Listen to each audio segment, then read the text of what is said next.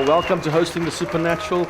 This is Nicky from Westhuizen again. Today we have a special guest on the program with us. It's Dr. Sam Chan. So when I resigned my board of directors, I had 18-member board of directors, they asked me, do you have a recommendation for the next president? Yeah, I do, matter of fact. Dr. Benson Mackenzie Karanja. Wow. So on the first day, he was my janitor, my custodian. That's where you... That's how it started. So on my last day, December 31, 2003, he was the vice chancellor, the president. Now, if you're to drive onto our campus, we are right inside the city of Atlanta, just a mile and a half from downtown Atlanta, right in the city. You drive in there onto the campus, and the first building on the right-hand side is an auditorium. And they have named that auditorium in my honor. It's a beautiful place. It's called Samuel R. Chand Auditorium. Outside, there's a big bronze plaque with somebody that looks something like me on the wall there, and all those. And you drive past it, you go through the parking area, you come on around, you come back around to the administrative offices, you walk through the lobbies and through the other offices, and in the back you go, and there's the president's office. And there sits Dr. Benson Mackenzie Karanja. Wow, wow. That building that is named after me is my inheritance. He is my legacy. How awesome is that? Wow. That's powerful. So once I understood the difference between inheritance is what you leave behind. Mm-hmm. So if you're watching me right now, all of you will leave something behind. But the real question is not what you leave behind, because whatever you leave behind is going to fall apart, burn down, get resold. Mm-hmm. Somebody's going to do something with it. But who you leave behind will continue who you are today. Sure. You can live beyond your death through others as you leave your legacy in somebody else's life. Dr. Sam, that's powerful. And I want to get all the products of Sam Chan. Go on samchan.com. It's been a great day here at Empress Palace with so many leaders, and thank you for coming. Thank you for sharing your life with us. We really appreciate it, and I honor you. I know the world honors you, but thank you for spending this time with me. My honor to be here. Thank you. I've got a couple of questions here. The first question is, what does a normal day look like to Dr. Sam Chan? So my world has no time zones to it. I have got clients on every continent. Mm-hmm. So there's no night, no day. So sooner or later I have to just shut it down. I'll start with bedtime. I usually get to bed somewhere between 10 or so, then I'll read. And about 11ish, I'm hopefully asleep. I get up about 6ish. 5:36, somewhere in there,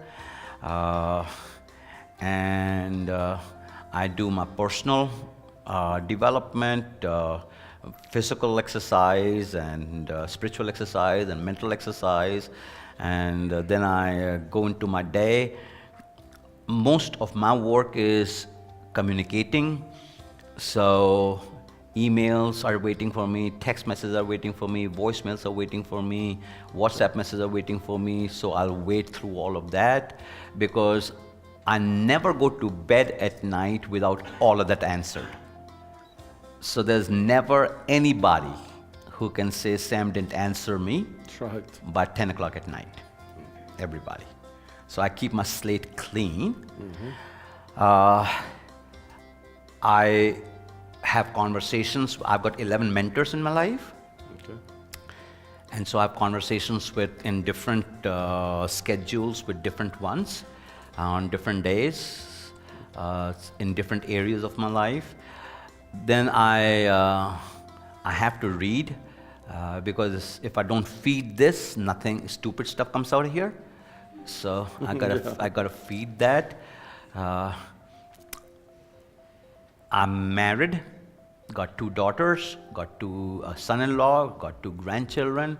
So anytime I'm home, I want to engage with them. I'm writing ideas all the time some for books and some for my own edification. So on my desk are two piles. One is a book in the making, and the other is I have no idea what I'm going to do with this. But this is a good third. There are napkins, sticky notes, just stuff that I'm writing there. I'm calling my clients back. The way it works with me is because nobody knows what time zone I'm in. So if they want to reach me, I never answer my phone when I'm with people. I never do that. People text me, WhatsApp me, and say, hey, can I talk to you? And I'll make a note of that, and I'll call them back the next time I can. I have no such thing as a typical day.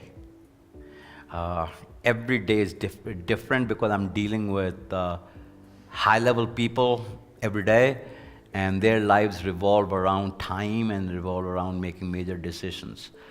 Right now, in this season of my life, I am out of my city of Atlanta 21 days a month. Yeah. A lot of them are day trips. So I live in Atlanta, I'll fly up to New York in the morning, come back, fly to Nashville, come back. A number of my clients, good number of them, fly into Atlanta. Atlanta is one of the world's best airports. It's not only the busiest airport, but 80% of the United States population is within a 2-hour flight of Atlanta. And there are direct flights there. So a number of my clients will fly in. They'll fly in from Minneapolis. I'll meet them in the airport, go to a nice restaurant in the airport, do a 3-hour lunch. They get back on the airplane, go back home. So do a lot of those kind of days. This has become very productive. And now with FaceTime and Skype, all that is very, very available. That's not as effective as in person because most leaders are ADD, so unless you're there, kind of, hey, I'm talking to you, are you still here?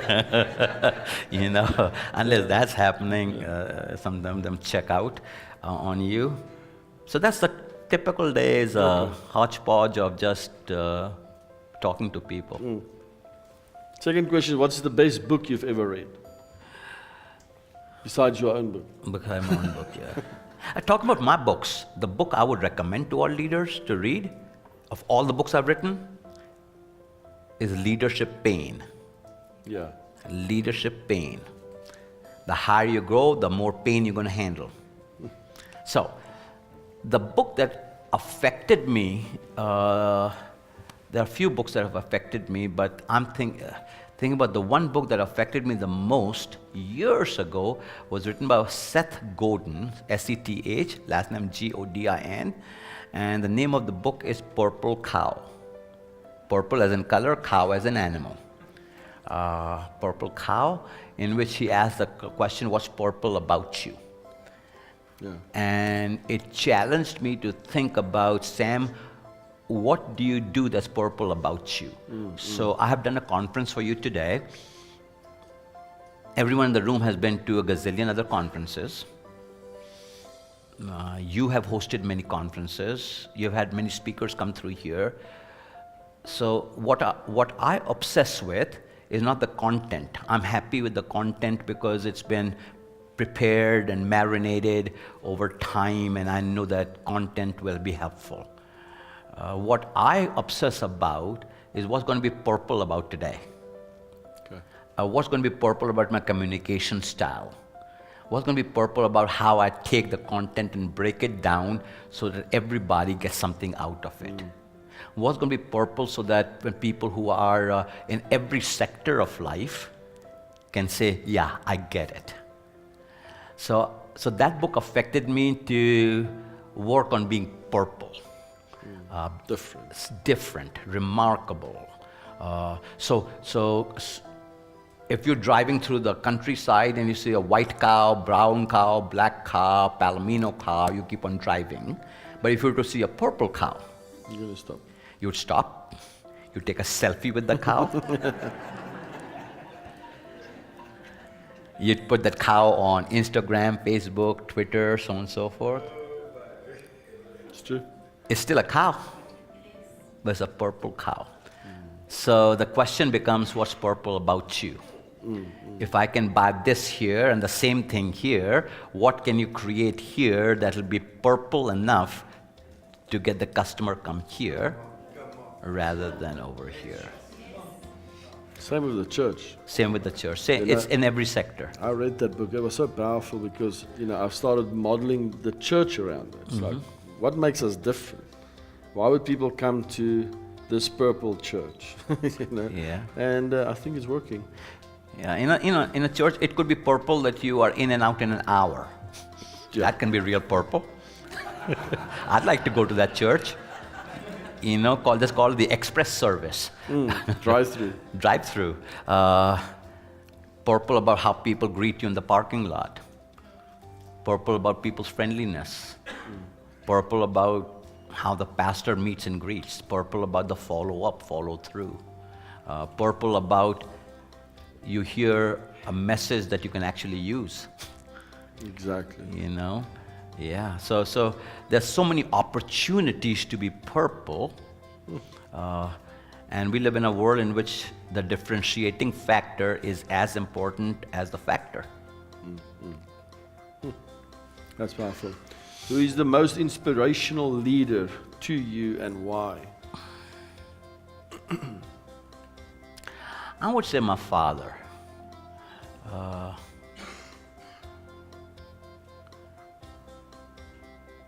He was just who he was everywhere. He was the same at home as he was in the marketplace. He was a pastor of a church. He was consistent. He was a man of his word. His walk and his talk matched all the time. He had disciplines in his life that I struggle with, but he had them. He had disciplines in his life of study and prayer and preparation. He, without failure, loved my mother, set an example of a good family, for how an imperfect family can love perfectly. That's powerful. Yeah, so he would be lived a godly life. He was never materialistic. He was blessed, but never materialistic. What he gained in life and material, he never went after, just came, because he did the right things. And those were just the benefits of life that come to you. Sure. That's awesome. He's still alive? No, he died in 1991. Okay. What is the best advice you have ever received? Best advice I've ever received was, don't be stupid. I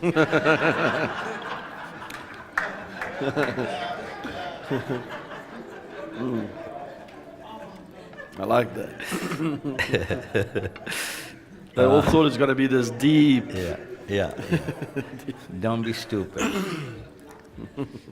Don't be stupid in your marriage. Love your wife. Come on. Keep your zipper up.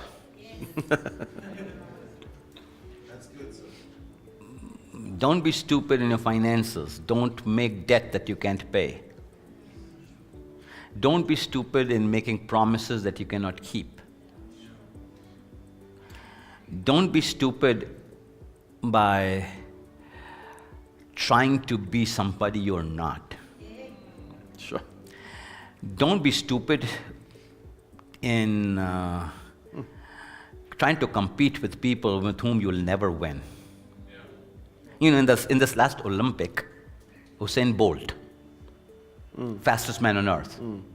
So if I was in that race, I already know it's not the gold. I already know that. I'm running for the silver. Yeah. Or the bronze. You understand? You're not stupid. Yeah, don't be stupid. Sure, that's good. So, in the field I'm in as a consultant, I'm also a pastor at heart. I used to pastor. I'm a preacher. But that field is very crowded. A very crowded field. So, I mean, why do I want to try to compete with all of them when I can create my own narrow lane here and pretty much do my thing? So yeah, don't be stupid. Just be wise about. Sure. Stay married. Love your children. The best gift you can give your children is to help them, teach them how to make good decisions. The best gift you can give to your children's marriage is loving their mother. Just don't be stupid. That's awesome. What is the biggest challenge you have ever faced as a leader? Transitions. Transitions, okay. This last transition took me 3 years to consummate. Just scared, comfortable, didn't know exactly how it would turn out. Anxiety of the unknown. Tough questions to which I didn't have answers. The biggest challenge was how do you give up something successful? If I was failing at it, it would be easier. But walking away from something that's successful, you know it, they know it, everybody else knows it. Exactly. That whole thing was just very, very scary. And I think that was the biggest challenge I've ever faced. I remember, so my wife and I made this decision in April of 2003 that I was going to resign. I didn't tell my children at that time. Rachel was 23 and Debbie was 21. So it was Mother's Day, May 2003 Mother's Day. So after Mother's Day's church service, we all went out to this very, very nice restaurant. And my wife and I had planned that we would tell our children at that time that I'm resigning. So after much fanfare and this, that, the other, I told my daughters, I said, I just want you to know that I'll be resigning the university. My older daughter didn't say anything. My younger daughter had a very interesting, knee-jerk, off-the-cuff response immediately. This is what Debbie said. So we're going to be poor again?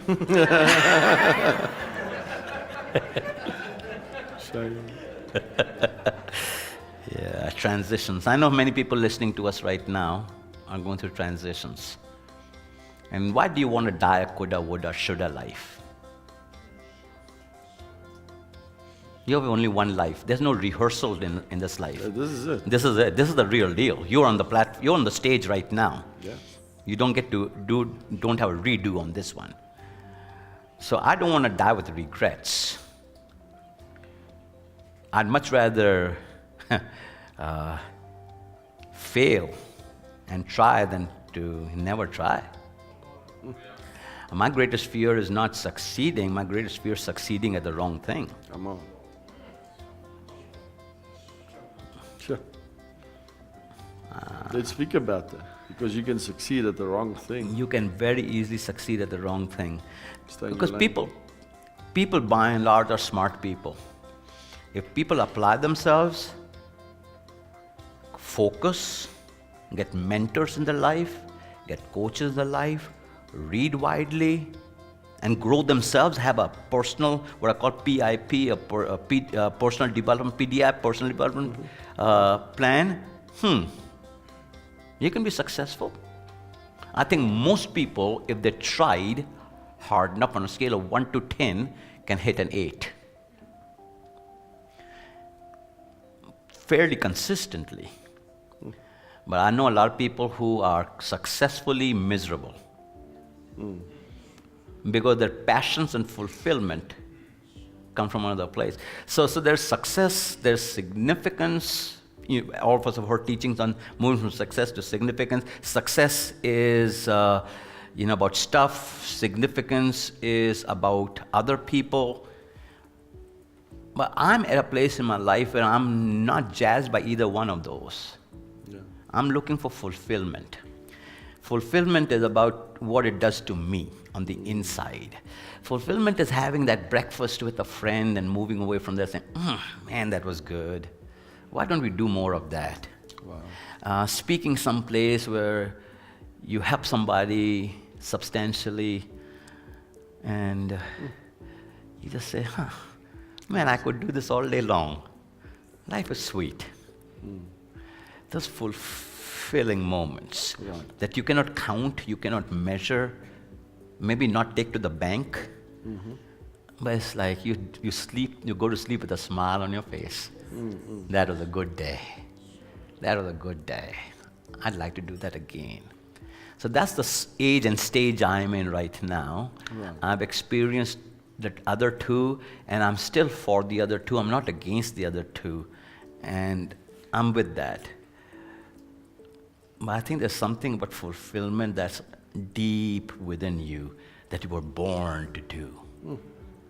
That, you feel like, I could do this and not get tired. Yes. I can walk into a room like this, I can meet with a CEO like you and a casino pastor like you and come off a plane tired. But within 5 minutes, just, It's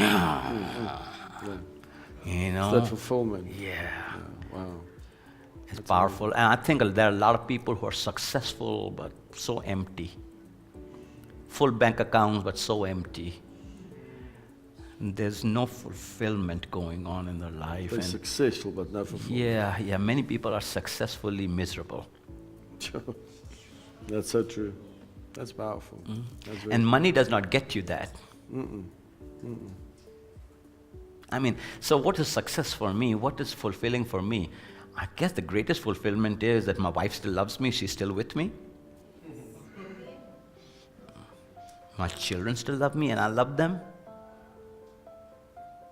I don't care. When I'm dead at my funeral, I don't care what other people say, it's what my family says.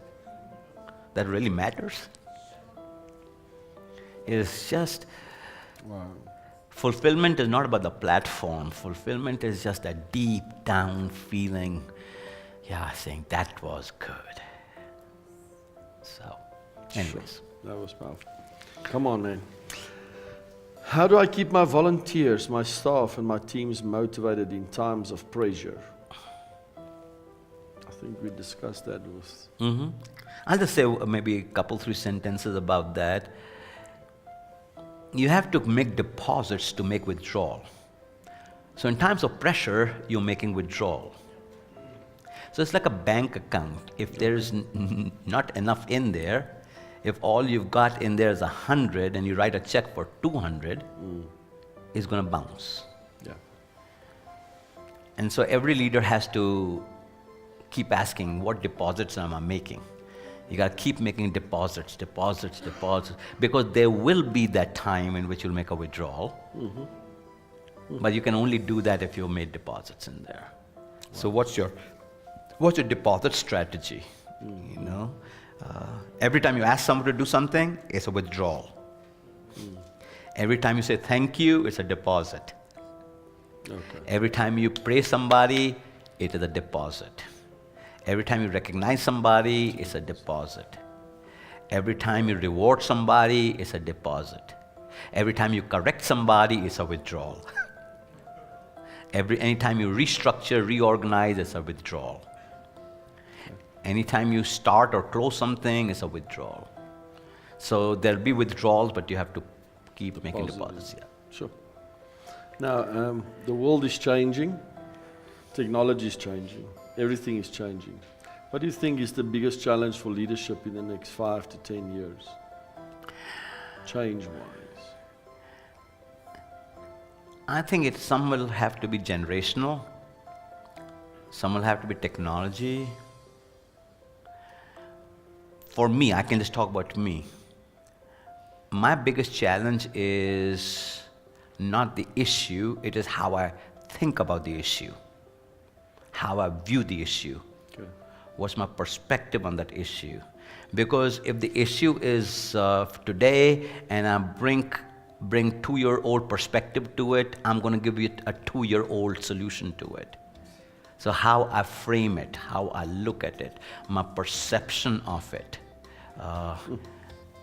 So the whole system around us is built for us to look back before we look forward. And my biggest challenge going forward will always be, how do I frame this thing that has come up? So when a question is given to me, while I'm aware of what happened and I've got historical data and stories from there, I'm also saying, so how can this go into the future? So how you think about thinking, how you perceive your world. Because what used to be obstacles is now an opportunity. Every problem creates new businesses. That's right. You know, so if there is a virus on your computer, that's a problem. So they create software. Sometimes the same people. Sure. And that's the solution. The solution. They create the problem, therefore the market, they sell you the solution. So it is about, so is this a real problem, challenge, or is this a real opportunity for me? And it's just how you think about that. That makes all the difference. So for me, that's always, how am I looking at this? Am I looking at this from an old point of view, or am I looking at it as the world that I'm in right now?